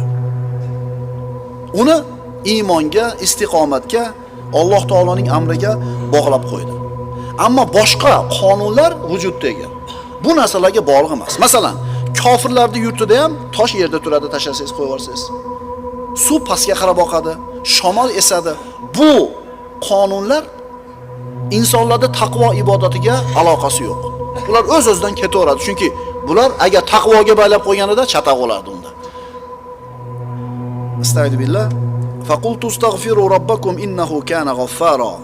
Yursilis samaa alaykum midrara va yumdidukum bi amwali va banin va yaj'al lakum jannatin va yaj'al lakum anhara. Nuh alayhisalom o'zini qavmini da'vat qildi. Va Robbisiga shikoyat qilib dedi: "Ey Robbim, men dedimki, Parvardigoringizdan mag'firat so'rang. Albatta u o'ta mag'firatli bo'lgan zotdir. Shunda u zot ustlaringizga osmondan yomg'ir quydirur va sizlarga mol dunyo, bola chaqa bilan madad berur, hamda sizlarga bog' va bo'stonlar ato qilur va sizlarga oqar daryolar ato qilur." iymon keltiringlar, taqvo qilinglar, istig'for aytinglar. Mana shu xayriyat ustinglarga keladi. Bu bizga ham tegishli narsa. Mana Ramazonda o'tiribmiz, birodarlar. Ramazon oyida qilingan nafl amallar boshqa oyda qilingan farz amallar qatorida bo'ladi, savobi. Uni egalamaydi savobi. Endi Ramazonda qilingan farz amallar boshqa oylarda qilingan farz amallardan 70 barobar savobi ko'p bo'ladi. Demak, bu oyda qilingan zikr, istig'for ham ajri mana shunday ulug' bo'ladi boshqa oylarga nisbatan. Temir. Mana hayot o'zini maromida ketishligi uchun Alloh taolaning qo'ygan boshqa qonunlari sobit turish kerak. Mana temir. Mustahkam bir metal mana. Endi shu asosi metal bo'lgan, asosi temir bo'lgan katta bir baland qavatli imorat tasavvur qiling. Shu temir o'zining xususiyatini yo'qotmaydi, u o'zining qonunida sobit turadi, imorat mustahkam turadi. Agar temirning qonuni o'zgarsa, yumshoq bo'lsa, chirisa, sifati ketsa, imorat nima bo'ladi? Qulab ketadi. Ko'mir yonadi, suv oqadi, don hokazo. Bularda hammasi hayot davom etishligi uchun qonuni o'zgarmaydi, o'zining maromida ketadi. Ammo ikkita narsa, rizq va salomatlik bu qonunlari sobit emas. Ular o'zgarib turadi. Alloh bilan bandaning o'rtasida bo'layotgan muomalaga, munosabatga qarab turib o'zgarib turadi. Shuning uchun Alloh taolo rizqdagi barakotni, qalbdagi xotirjamlikni iymonga, taqvoga, istiqomatga bog'lab qo'ydi. Mana endi birodarlar, bir ajib bir bahs bor. Kitob va sunnatga muvofiq nima qilsak, rizqimiz ziyoda bo'ladi, rizqimiz barakotli bo'ladi. Rizqimiz ko'p bo'ladi emas. Ko'p degan so'zni nima qilaylik? Rizq masalasida musulmon ko'p degan so'zni chiqarib tashlashlik kerak. Ziyoda degan so'zni ishlasin, barakot degan so'zni ishlasin. Ko'paymaydi ham, ozaymaydi ham. Millionta odam duo qilsin haqqingizga. Mingga kiring deb. Kirasizmi mingga? Mana dalil. Butun yer ahli qancha 7 milliarddan o'tdimi? 8 milliard o'lyaptimi? Hammasi duo qilsin, 350 yil yashaying deb. Yashaysizmi? Yo'q. Yashamaysiz. Chunki u rizq ajal degan punktida onamizning qornida 121 kunga to'lgan yozib qo'ygan. Ya'ni yaxshilik, ota-onaga yaxshilik qilishlik, silay rahim, umrni ziyoda qiladi deganda yilini cho'zib qo'yadi deb tushunmaylik. Balki mana shu 50 yil, 60 yil berilgan umrda juda ko'p xayriyatlarga imkon topasiz. Ko'p narsaga ulgiysiz. Imom Buxoriyda hayotini misol qilamiz, u 63 ga kirib o'lgan, lekin hayotda qilib qodirib ketgan narsasini qarasangiz, odam bolasi 63 yilda ulg'maydi buncha narsaga. Bu 63 yil ichida yosh bolaligi bor, bolaligi bor, yigitligi bor, bo'ydoligi bor, uylangan davri bor. Tug'ilib kitob yozishni boshlaganda ham inson ulg'amas ekan 63 yilda buncha narsaga. Mana shu Imom Buxoriyning hayoti barakotli bo'lganligiga bitta dalil bo'ladi. Demak, nima qilsak, kitob va sunnatga muvofiq ish qilsak, qanday yo'l tutsak, rizqimiz barakotli bo'ladi, umrimizni Alloh taolo ziyoda qiladi. Rizq so'zining ma'nosi. Rizq deganda biz faqatgina pulni tushunamiz, umrni tushunamiz, bola chaqani tushunamiz, mashinani tushunamiz, shular. Lekin rizq degan narsa birodarlar bundan kengroq narsa. Kengroq narsa. Astagfirullah va taj'aluna rizqakum annakum tukazzibun. Alloh taolo aytayapti, va sizlar Qur'onni yolg'on deyishdek badbaxtlikni o'zlaringizning rizq nasibalaringiz qilib olarsizlarmi? Bir kishi Allohni tanidi. Bu rizq. Bir odam Allohdan yuz o'girdi, kofir bo'ldi. Bu ham rizq. Bu ham unga berilgan narsa. Birinchi odam iymonni talab qilib, Alloh taolaga bir qadam bosuvdi, so'rovdi, berdi iymonni. Ikkinchisi Allohdan yuz o'girib, teskari qarab ketdi, Alloh taolaga kufrni berdi. Bu ham kufrni so'rab oldi o'zi. Alloh kofir qilib qo'ygani yo'q uni. Agar Alloh taolo bir bandani qalbiga xotirjamlik bergan bo'lsa, bu rizq. Alloh bergan kunga rozi bo'lyapsiz, rizo bor qalbingizda, bu ham rizq. Qalbingizga sakinatni berdi, bu ham rizq. Qarangda, rozilik, sakinat, xotirjamlik. Bu uchta narsa puli bor odamda ham bo'lishi mumkin, puli yo'q odamda ham bo'lishi mumkin. Agar bu uchta narsa, xotirjamlik, sakinat, rozilik faqat puli bor odamda bo'ladi deyilganida, puli yo'q odamlar bu narsaga hech qachon yeta olmagan bo'lar edi. Lekin taassub biz odamlarimiz pul bo'lsa, ha, birodarlar, biz kambag'allikda maqtayotganimiz yo'q. Musulmon odam kambag'al bo'lganidan boy bo'lgani yaxshi. Payg'ambarimiz duo qilganlar: "Allohumma inni a'udhu bika minal kufri wal faqr." Parvardigor, men sendan kufrdan va faqrlikdan panoh so'rayman degan. Musulmondan boy bo'lishga intilish kerak. Endi bermayapti. Rizqingiz qo'lingiz kalta. Endi nima qilish kerak? Demak, shu rizqim shu ekan deysiz, xotirjamsiz, rozisiz, qalbingizda sakinat bor. Endi shu puli bor odamlarni qarang. Hammasida ham shu 3 ta narsa bormi? Chunki mana shu 3 ta narsa ham rizq ekanda o'zi alohida. Masalan, sochingiz, ko'zingiz, bo'yingiz, oyoq qo'lingiz rizq bo'lganda, mana shu 3 ta narsa ham alohida rizq ekan. Bu pulga bog'lanib keladigan narsa emas ekan. Sizga ato qilingan narsa borki, u rizq. Tinchlik, xotirjamlik rizqlarning eng ulug'idan. Tanadagi sog'lik, salomatlik ne'matning eng ulug'laridan. Bu berilgan narsalar. Endi birodarlar, bu rizqni salbiy rizq deb ataladigani ham bor ekan. Salbiy rizq. Nima bo'lishi mumkin deb o'ylaymiz uni? Berilmagan narsa ham rizq bo'lar ekan, birodarlar. Bu salbiy rizq derkan ulamolarning tilida. Berilmagan narsa. Masalan, kasallik bermadi sizga. Bir zolimni zulmini ostiga sizni kirgizib qo'ymadi. Shulardan saqlab qo'ydimi? Shu ham rizq ekan. Chunki boyaga kasalni bersa, shu kasalni o'zingizdan daf qilishlik uchun boringizni sarf qilarmidingiz? Kasal bo'lmay turganligingiz ham nima ekan? Rizq ekan. Siz ustingizga bir zolimni zulmini olib kelib qo'ysa, Alloh saqlasin. Shu zulmni o'zingizdan nari qilishlik uchun borib burdingizni sarflarmidingiz? Qarangda. Alloh taolo bergan rizq ham bor ekan. Alloh taolo bermay berib qo'ygan rizq ham bor ekan.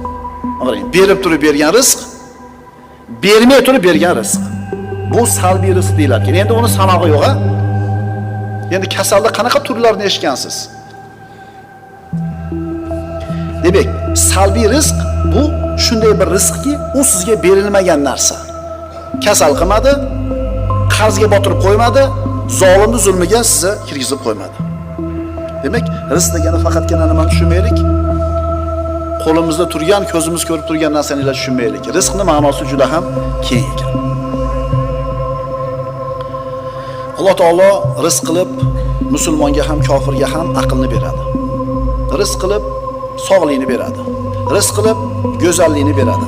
Ammo birodarlar, sakinat, xotirjamlik, kunidan rozi bo'lishlik degan narsani faqat mo'min bandasiga beradi. Va bu narsalar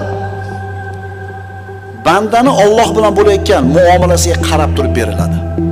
Qanchalar taqvoda bo'lsangiz, qanchalar pokiza bo'lsangiz, qanchalar Allohga yaqin bo'lsangiz, mana shu 3 ta narsa nima qilinadi? Ko'proq beriladi. Hikmat ham rizq, birodarlar. Va man yu'tal hikmata faqad utiya khayron katira.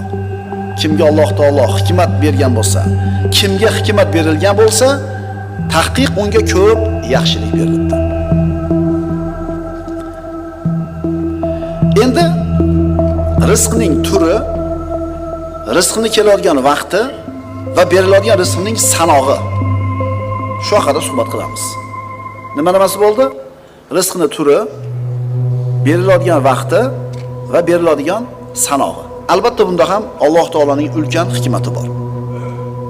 Razzoq bu rizq beruvchi, yana bitta ma'nosi rizqlarni yaratib beruvchi.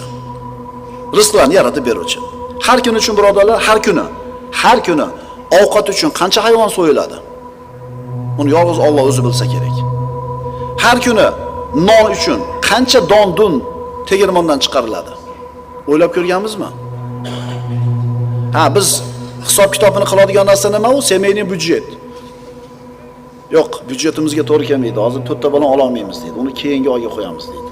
Chunki uyingizga kirib chiqib ketayotgan narsani siz erkak kishi bo'lib, ota bo'lib, rahbar bo'lib boshqarib turganligingiz uchun bilyapsiz. Bilasizmi birodarlar, Alloh taolo bandalarni rizqini berayotganda buni sanog'ini kim biladi? Bug'doyni o'stirayotgan kim? Alloh. Hayvonlarni ko'paytirib, semirtirayotgan kim? Alloh. Yomg'irni ustimizga yog'dirib, yerdan ko'katlarni undirayotgan kim? Alloh. Hayvonlarni yelarini sutga to'ldirayotgan kim? Alloh. Bandalarning mana shu ishga bir aloqasi bormi? Yomg'ir yog'may qo'ysa nima bo'lamiz, birodarlar? Razzoq Robbimiz musulmoniga ham, kofirga ham shu yomg'irni beryapti. Chunki ular taqdir qilingan umrni yashab o'tish uchun mana shu bir rizqiga muhtoj bo'ladi. Sutni qaraylik-da, birodarlar. Bitta sutni gapirib o'taylik, boshqasini emas. Min bayni farthin va damin labanan xolisan sa'igon lisharibin. Biz sizlarni ularning qorinlaridagi najosat va qon oralaridan ichuvchilar uchun o'timli, ta'mli bo'lib chiqqan narsa toza sut bilan sug'oramiz. Sigirni yeydigan narsasini ko'rgansizlar. Cho'pni yeydi, ko'katni yeydi, boshqa narsani yeydi, qon yiringni ichidan aralashib turib, oppoq sut bo'lib chiqadi. Mo'jiza emasmi shu? Falyanzuril insanu ila ta'ami. Inson yeyotgan taomiga qarasin deydi. Inson aqli lol qoladi. Insonda aqli lol qoladi. Subhanalloh deyishdan boshqa bir chorasi qolmaydi. Demak, Alloh taolo birodarlar, rizqlarimizni yaratib beruvchi u ham o'zi, rizqimizni yetkazadigan ham o'zi. Alloh taolo siz bilan bizga rizq qilib bergan narsalar. Mana rizqni turi dedik. Kartoshka yeymiz, piyoz yeymiz, sabzi yeymiz, sholg'om yeymiz, o'ylab ham qo'ymaymiz. Ustidagi po'chog'i bilasizmi? Nima ish qiladi? Uni himoya qilib turadi. Aynitmay ushab turadi. Archib turib 2 soatga qo'yib qo'ying, nima bo'ladi bular? Shu po'choqni o'zi qanaqa ne'matligini bilamizmi, birodarlar? Ha? Men bir yilisi oldimizdan dehqonchilik qilib, yarim qop chesnak olibman. Qor aka. Olib, xuddi kartoshkani olib chiqib qo'yibman podvalga. Bahorga borib olsak, hech narsa yo'q haligini ichida. Agar kartoshkam shunaqa bo'lsa nima bo'ladi? 4 qop kartoshka olib qo'ygansiz, tushsiz, yo'q-da. Ko'ring, Alloh taolo siz bilan bizga mana shu narsalarni po'chog'iga o'ralab saqlab qo'ydi. Rizqni Alloh taolo turli navlarni siz bilan bizga yetkazib qo'ydi va ularda saqlanib turishiga ham sharoitni qilib qo'ydi. Ko'ring. Falyanzuril insanu ila ta'ami. Endi inson o'zining taomiga ibrat ko'zi bilan bir qarab ko'rsin-chi. Alloh taolo buyuryapti. Qarasin deyapti. Anna sababnal ma'a sabba thumma shaqaqnal arda shaqqa. Biz osmondan suv yomg'irni quydirdik, so'ngra yerni giyohlar bilan yordik. Siz bilan bizga berilgan rizq, siz bilan bizning jasadimizga birodarlar munosib. Ba'zida mashinamizga ehtiyot qismini olib kelamiz, mana narsasini olib keling deydi usta, olib kelib qo'ysangiz, xuddi o'sha zavod chiqargan zapchas. O'sha mashinangizni chiqargan zavod shu ehtiyot qismini ham chiqargan, olib kelsa tushmaydi. Bilasizlarmi? Hattoki obeddan avval, ya'ni tushlikdan avval chiqqan zapchasi bilan keyin chiqqan zapchasini ham bir-biriga tushmay qolishi bor. Lekin Alloh taoloni qarang, siz bilan bizga yaratib qo'ygan rizqi hammasi biz jasadimizga to'g'ri keladi. Ha? Endi ayrim nodir holatlarda bir kasalga chalinib qolgan bo'lsa, bilmadim to'g'ri kelmay qolsa, lekin umumiy suratda to'g'ri keladi hamma narsa. Bu ham Alloh taoloning hikmatidan, Alloh taoloning qudratidan. Odamlar rizqini topib yeyishadi. Va bunga sabablar kerak. Shu sabablarni ham Alloh taolo o'zi yaratib berdi. Alloh taolo bir kishiga hunar berdi.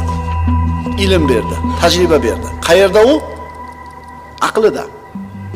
Ajib, har 5 yilda insonning jasadi o'zgarib turadi.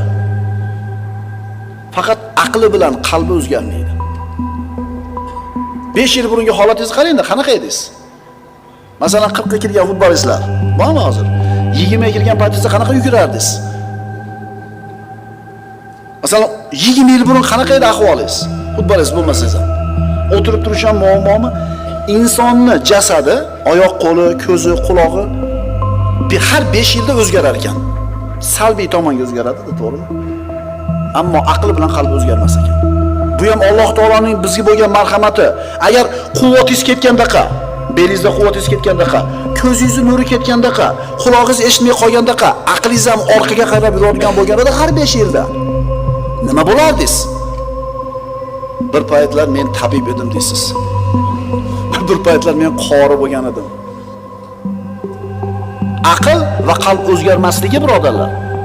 Aksincha rivojlanib, to'plab, boyib borishligi Alloh taolo siz bilan bizni rizqimizni topib yeyishimizga ochib qo'ygan bir qulay yo'li bo'lar ekan.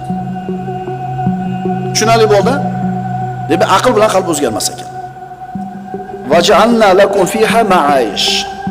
Sizlar uchun unda tirikchilik vositalarini paydo qilib qo'ydik. Kimdir? Injener, muhandis, kimdir? Advokat, muhami, kimdir? Hunarmand, kimdir? Savdogar. Mana shu narsalar Alloh taolo siz rizqingizni topib yeyishligingiz uchun berilgan Alloh taoloning marhamati ekan. Va qayerda ekan ular? Mana endi rizq. Kimgadir Alloh taolo uni keng qilib bergan, kimga tang qilib bergan, kimi boy badavlat qilgan, kimi faqir qilgan. Mana insonlarning faqirligini ko'rib chiqamiz. Albatta sabablari bor kishini faqir bo'lishligini. Bu faqirlik 3 ga bo'linadi. Taqdirdagi faqirlik, yalqovlik faqirligi hamda infoq faqirligi.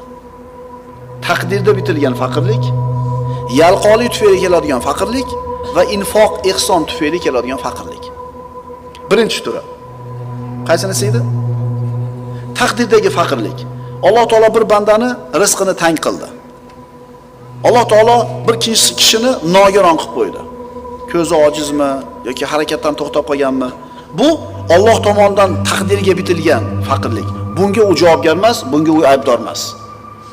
Ikkinchisi bu yalqovlik faqirligi. Bu faqirlikning eng yomoni. Bunaqa faqir odam yalqov bo'ladi. Ishlashni xohlamaydi. Ishlasa ham puxta ish qilmaydi. Ishlasa ehtimol odamlarni oldi edi. Ishlayveradi, barakoti chiqmaydi. Doim faqir. Nima uchun? Alloh aytgandaqa ishlamaydi. Alloh taolo har bitta ishga ehsonni yozgan. Agar jonivor so'ysanglar, pichoqlarni o'tkir qilinglar, jonivorga rohat beringlar deydi. Ya'ni professional emas ishidan. Ishini bizi tilda nimasi emas, ustasi emas, iplamachi. Tom qilib beradi, chakroq tomib turadi. Suv edi, suvog'i tushib ketadi. Devor uradi, devori qiyshiq bo'ladi. Motorizni qilib beradi, 2 oydan keyin motor qilishga to'g'ri keladi. Biz musulmonlar innalloha kataba ala kulli shay'in ihson. Har bitta ishga Alloh taolo ihsonni yozgan. Ya'ni shu ishni ihson bilan qil, Alloh ko'rib turibdi deb qilginda 10 ta motor qilma, 10 ta imoratni devorni urma. Shuni yarmini qil, Alloh taolo barakat beradi. Tushuninglar akalar, biz qachon musulmon sifatida qilayotgan ishimizga hozirgi zamonda bo'layotganda professional yondashsak, Alloh ko'rib turibdi deb qilsak, ko'p ishlashning hojati yo'q, tushuninglar birodarlar. Tushunarlimi? Biz yalqovligimiz tufayli faqirmiz. Biz mo'minmiz. Rizqini Alloh bergan deb duo qilyapmiz. Haromdan taqvo qilyapmiz. Faqat qilayotgan ishimizda usta emasmiz, mutaxassis emasmiz. Alloh ko'rib turibdi degandek vijdon bilan qilmayapmiz. Eplab qo'yapmiz, ha? Eplab qo'yapmizmi? Bilasiz eplayotganingizni. Bilasiz bundan zo'roq qilishingizni. Lekin shunday ham o'tyapti-yu. Shuning uchun musulmonlar umumiy suratda biz faqir bo'lib qoldik. Juda ham bir muhim narsani hozir o'rtaga tashladik. Eplamachi bo'lib ketdik. Mashina mo'yka qildirasan, ko'zing ko'radigan joyda artib tozalab beradi. Ko'zing ko'rmaydigan joyga nima qilmaydi? Qarab ham qo'ymaydi. To'g'rimi? To'ppa-to'g'ri. Motor yug'dirasan, ko'zing ko'radigan joy ko'rinadi. Engisang tayda yog'lamas turgan bo'ladi. Endi shuna qilib topgan puli bilan bu baraka topamidi? Ustalar, hozir devorga shoplanadigan zamon bo'lib qoldi. Rahim qilinglar klientlarga. Bilasiz, yengilroq varianti bor. Faqat ozgina mehnat qilasiz, aytmaysiz. Mana qapga bering deysiz. Bilasiz, o'zidan chiqqan yog'och yoki materialni ishlatish mumkin, lekin nima qilmaysiz? Hadi aka bersin deysiz. Kelinglar, shu klientni ozgina foydasini o'ylab qo'yaylik-da. Baraka topamiz, tushuninglar. Birodarlar, qilayotgan ishimizda mutaxassis bo'laylik. Alloh ko'rib turibdi deb qilaylik-da. Ko'rasizlar barakat qanaqa kelishligini. Faqirlikning ikkita turini gapirdik. Faqirlikning 3-turi bu infoq faqirligi. Bu Abu Bakr Siddiq roziyallohu anhu faqirligini misol qilsak bo'ladi. U kishi badavlat odam bo'lgan, lekin borini sarf qilib yuborganligi uchun qo'lida pul qolmasida faqir turar edi. Rizqni birodarlar kelishigini ikkita sababi bor. Bittasi sababni qoyim qilish, mehnat qilish. Ikkinchisi Allohga tavakkul qilish.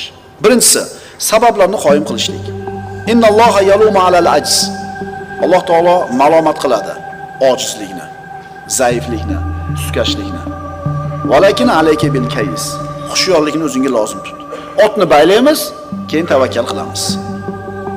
Otni baylaymiz, keyin tavakkal qilamiz. Rizqimiz kelish kerak bo'lgan ishni qilamiz, natijasini g'am qilmaymiz. Mana shu tavakkul bo'ladi. Ikkinchi sababi tavakkul. Ishni qildingiz, chiroyli qildingiz, endi natijasini g'amini qilmaysiz.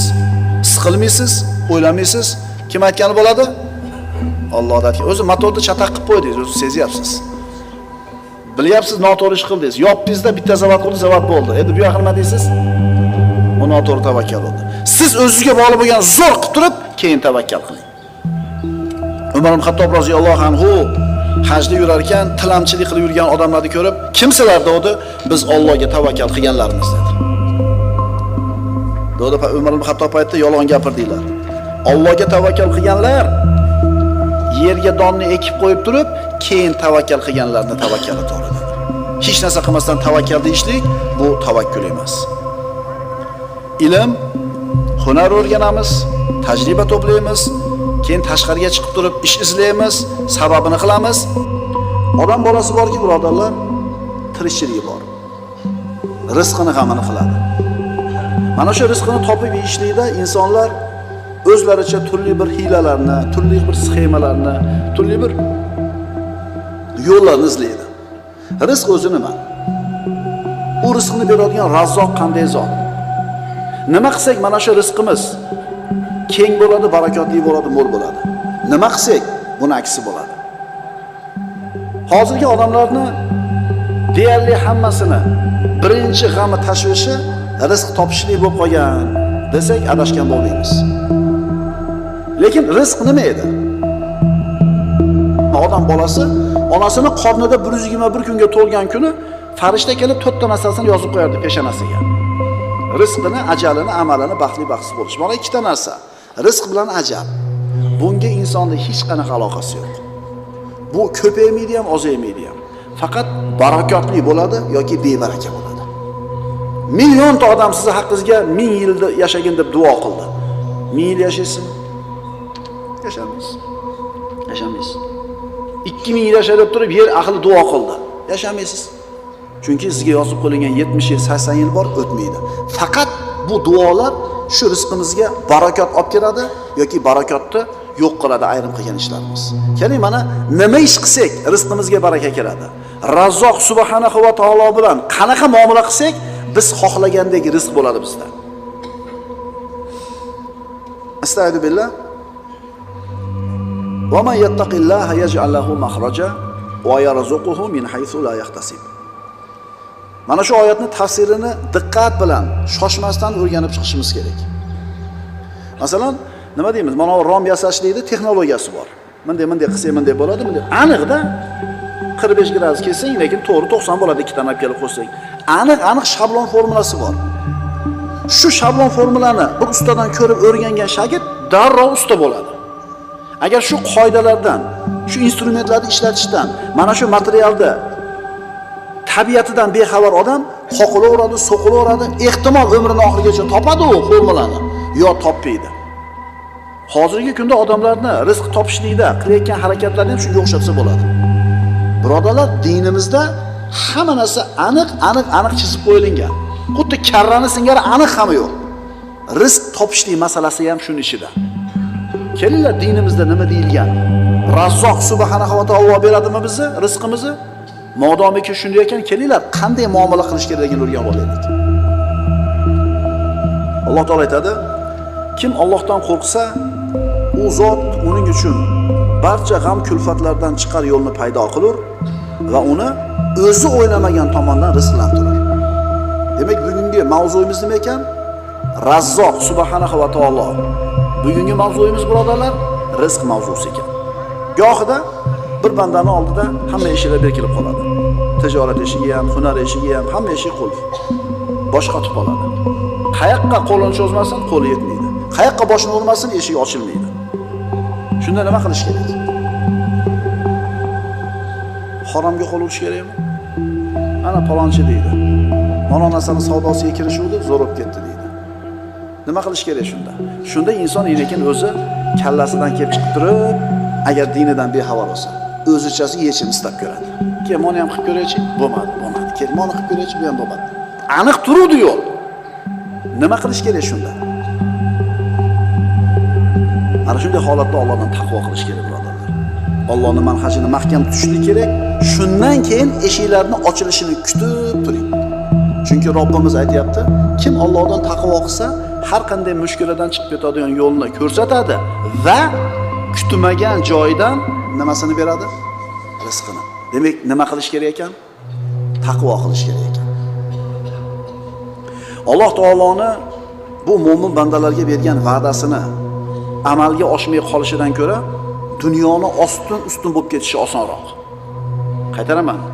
Alloh taoloning mo'min bandalarga bergan va'dasini ro'yobga chiqmay qolishidan ko'ra bu osmon yerni ustun bo'lib ketishi yengilroq. Chunki kimning va'dasi bu? Innaka la tuxliful mi'ad. Albatta sen hech qachon va'dangga nima qilmaysan? Xilof qilmaysan.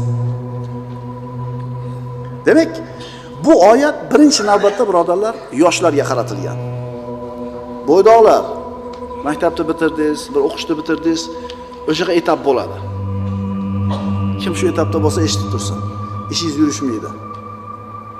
Shijoatingiz bor, g'ayratingiz bor, pul topishim kerak, ota-onamni, bola-chaqamni boqishim kerak degan g'amingiz bor. Zo'r o'g'il bolasiz, u yoqqa urasiz bo'lmaydi. Bu yoqqa urasiz bo'lmaydi. Hunar qilib ko'rasiz, boshqa qilib ko'rasiz bo'lmaydi. Akalar shu etapdan o'tish kerak. Shu yerda o'tirgan yosh katta, ishini yo'lga qo'ygan, hayoti yo'lga tushib qolgan odamlarni qarasangiz, shular ham shu etapdan o'tgan. U kam u, tug'ilib otasining katta pulini ustida yashaganlar. Asosan odamlar shu yo'ldan bosib o'tadi. To'g'ri aytyapman kattalar. O'sha etap bo'ladida hammada. Yosh yigit juft kerak, uylanishlik kerak, uy kerak, ish kerak. Hamma eshiklar yopilib ketdi, ochilmagandek bo'ladi. Shunda nima qilish kerak? Shunda birodar tushkunlikka tushma. Allohdan taqvo qil, sababini qil, Allohdan farajni yengillik kelishini kut. Sabr qil, aniq ishon, Robbingning va'dasi haq. Shoshilma. Shoshilma. O'sha hayotda o'rnini topib, ham yo'g'ini dunyo sohasida yo'lga qo'yib olgan akalarni qarasangiz, bir paytlar shular ham qiylangan. Bir paytlar ham shu juda sharoit og'ir bo'lgan. Eshitib tursangiz, tarixini aytib bersa, hammasida bor shu etap. Endi o'sha narsalar ketib, Alloh taolo hamma yo'qni zo'r qilib qo'ygandan keyin esdan chiqarib qo'yganini chatadi. Agar o'sha qiylangan kunlaringizda birodarlar esdan chiqarmasanglar, har uylarga kirganingizda yuragingizda tak-tagidan alhamdulillah degan narsa kelish kerak. Chunki yo'g'ida bo'ladi hech qaysi. Bu kimning va'dasi birodarlar? Hamma qudrat, hamma xohish, hamma iroda o'zini qo'lida bo'lgan zot Alloh subhanahu va taolo va'dasi. Ha, ehtimol sharoit og'irdir, yechim ko'rinmayotgandir, aqlingiz yetmayapti qanday yechim kelishligiga. Lekin bularda bari quruq gap. Alloh uchun qiyin narsani o'zi yo'q. Oramizda bu narsaga guvoh bo'lgan odamlar bor, birodarlar. So'raylar, shunaqa ukalar bo'lsa, so'raylar, qana bo'lgan, oson bo'lganmi yo birdaniga shunaqa bo'lib qolganmisiz? Kim Allohdan taqvo qilsa, mushkulalardan chiqib ketadigan Alloh taolo yo'lni ko'rsatadi va uni kutmagan joydan rizqini beradi. Endi mana taqvo qilish. Kim ayol tanlashda Allohdan taqvo qilgan bo'lsa, Alloh azza va jalla turmushida bu odamni baxtsiz qilmaydi. Kim farzandlarining tarbiyasida Allohdan taqvo qilgan bo'lsa, farzandlari bu otaga oq bo'lmaydi. Alloh yo'l ko'rsatadi. Kim moli dunyo topishlikda Allohdan taqvo qilsa, Alloh bu bandani nima bo'lishdan saqlaydi? Muflis bo'lishdan saqlaydi. Bizning tilda bankrot bo'lishlikdan.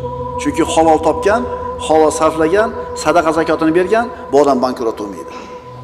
Demak, Alloh taolodan taqvo qilar ekanmiz, hamma narsani o'rgatadi. Fattaqulloha va yuallimukumulloh. Taqvo qilinglar deyapti Alloh taolo. Alloh o'zi o'rgatadi. Alloh o'zi o'rgatadi. Bu oyat haqida birodarlar soatlab gapirishimiz mumkin. Hamma ish Alloh taoloning qo'lida. Bandalar ko'p narsani o'rgangan hayoti davomida. Odam alayhisalomdan boshlab shu kungacha juda ko'p narsani o'rgangan. Lekin mana shu o'rgangan narsalarning ichidagi eng afzali tavhid. Alloh taoloni yakka ekanligini bilishlik. Eng zo'r o'rgangan narsamiz mana shu. Birodarlar, bilamizmi Robbimiz yagonaligini? Demak, Alloh taolo juda ham katta ne'matini beribdi bizga.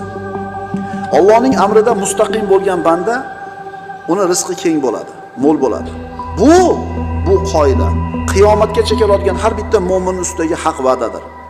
Sharoit qanaqa bo'lmasin, zamon qanaqa bo'lmasin, har qanaqa to'siq bo'lmasin, Alloh taolaning aytgani bo'ladi, birodarlar. Chunki bu ilohiy va'da.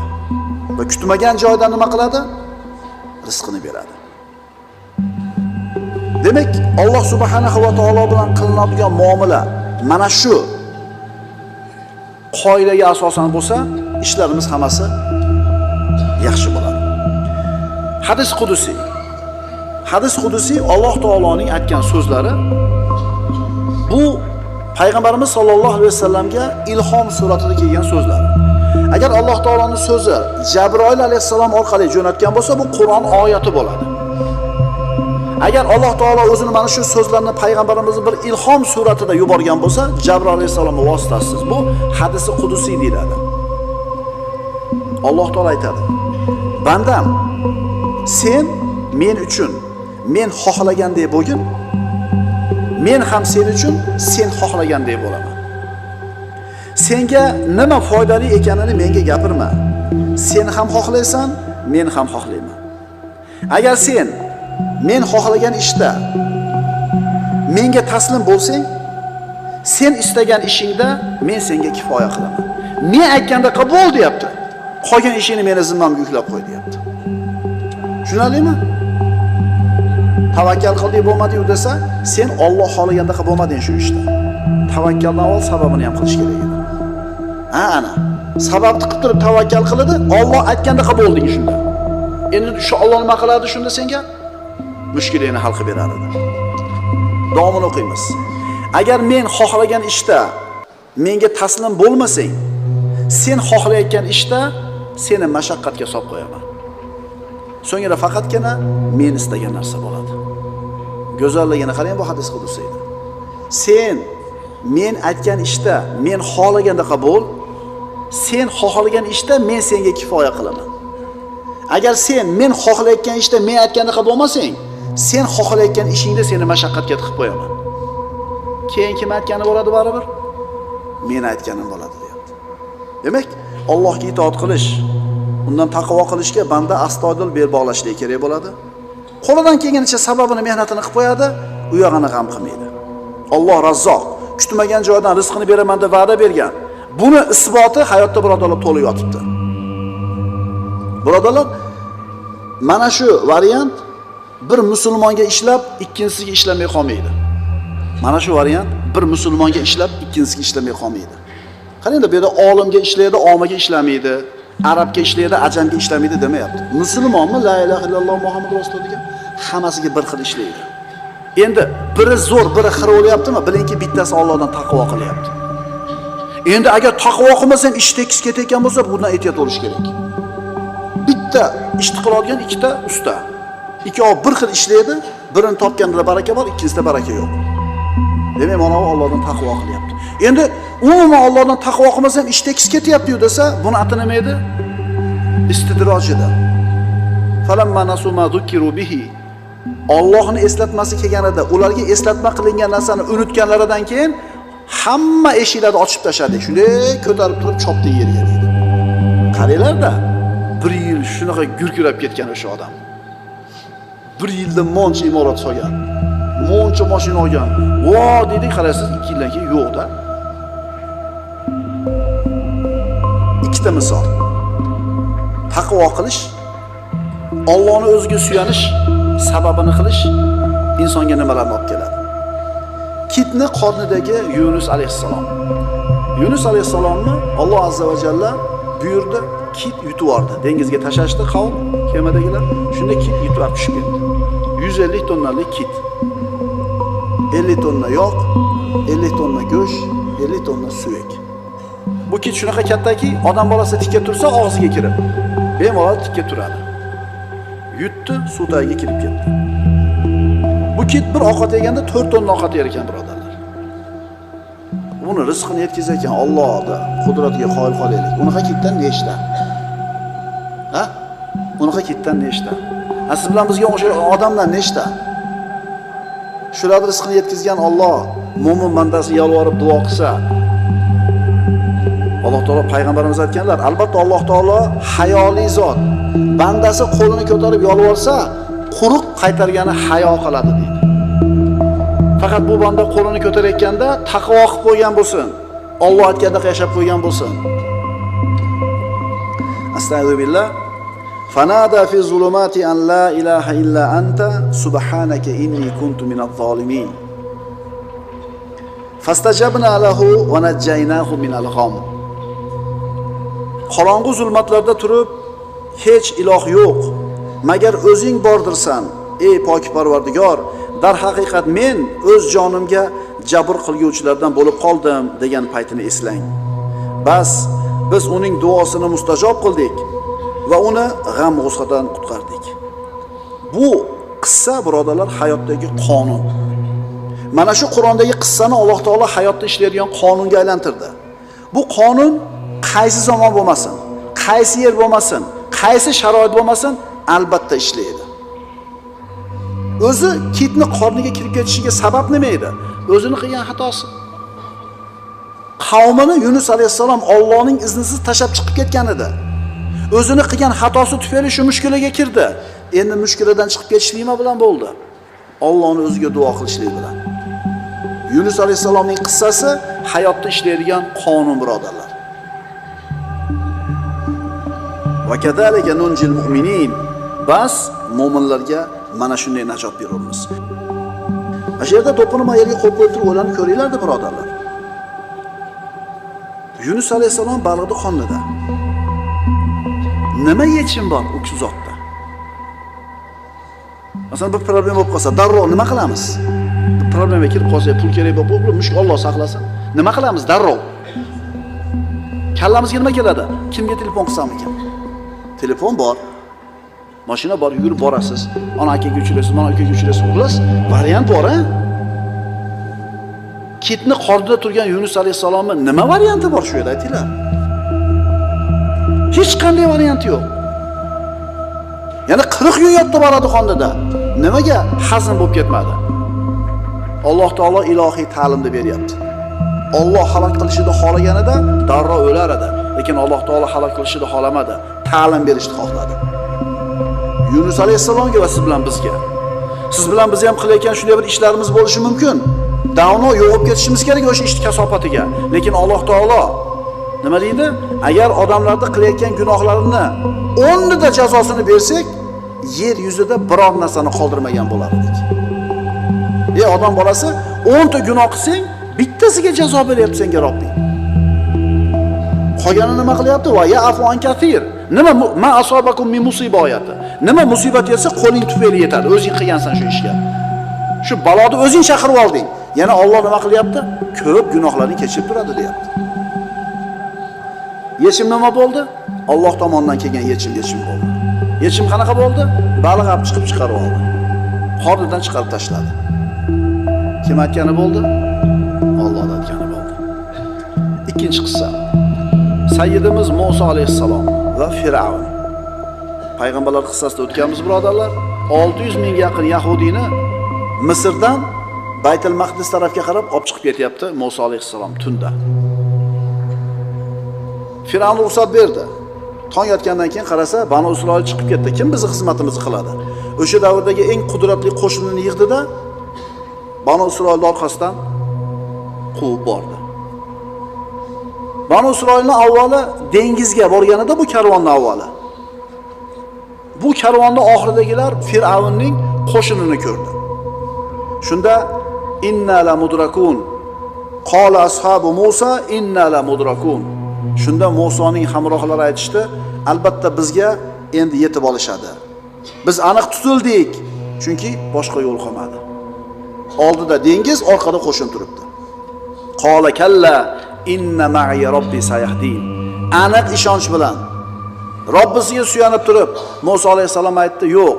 albatta Robbim men bilan albatta menga yo'l ko'rsatadi. Aytinglarchi, bularda nima yechimi bor edi oldida? Hech qanaqa yechimi yo'q. O'sha zamondagi eng qudratli qo'shin orqasidan kelib turibdi, qirib tashlashlik yoki qaytarib olib ketishlikka. Kim saqladi? Alloh taolo aytdi, asoyini dengizga ur, qissani davomini bilasizlar. Ular o'tib ketdi Banu Isroil, Firavn suv tagida qoldi. Yechimni kim berdi? Yechimni Alloh subhanahu va taolo berdi. G'alabaga erishishlikka imkoniyati nol akalar. Najot kelishlik hech qanday bir ishonch yo'q. Lekin nima bo'ldi? Yo'q, Robbim men bilan birga albatta yo'l ko'rsatadi dedi. Aytdik-ku oyat darsimiz boshida. Va man yattaqillaha yaj'al lahu makhraja. Kim taqvo qilsa, Alloh nima qilib beradi? Albatta yechimni beradi. Rostgo'y bo'l, ishonchli bo'l, odamlarga yaxshilikni ravo ko'r, harom yo'l bilan rizq topishni o'ylama. Chunki Allohning huzuridagi narsaga ma'siyat bilan yetilmaydi. Allohning xayriyati, barakotiga inson gunoh bilan yeta olmaydi. O'sha harom tijorat bilan katta pul topgan, boyigan odamlar haromni tijoratiga kirishganligi uchun boyigani yo'q. Alloh uni rizqiga yozgani uchun boyidi. Agar halol narsani savdosi bilan shug'ullanganda ham boyir edi u. Bu bizning iymonimiz. Chunki o'sha harom ishga kirishganligi uchun boyidi desangiz, xuddi shu harom ishni qilayotgan boshqalari boyimayapti-yu. Agar halol ishni qilganligi uchun ish yurishmayapti desangiz, xuddi shu halol ishni qilib turib ish yurishayotganlar ham bor-ku. Shuni tushunib olaylik. Rizq Alloh taoloning qo'lida. Va man yattaqillaha yaj'al lahu makhraja va yarzuquhu min haythu la yahtasib. Kim Allohdan qo'rqsa, u zot uning uchun barcha g'am kulfatlardan chiqar yo'lni paydo qilur va uni o'zi kutmagan joydan rizqlantiradi.